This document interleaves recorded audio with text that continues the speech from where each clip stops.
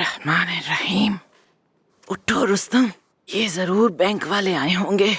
Bank वाले क्यों आएंगे? क्यों नहीं आएंगे? उन्होंने सोचा होगा मैं सोफे और वॉशिंग मशीन के पैसे नहीं दे सकती, तो वही लेने आए होंगे।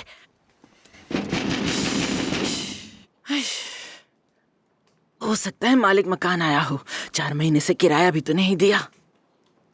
दरवाजा खोलिए, मैं आपकी बेटी को वापस लेकर आया हूँ। ज़मरुद, मेरी बच्ची वापस आ गई। बेड़ा गर्क हो, ये दिन देखना बाकी रह गया था बस। हाँ, भागो भागो, जैसे कोई बड़ी खुशखबरी है।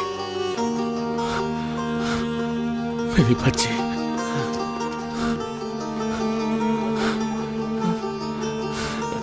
ज़मरुद,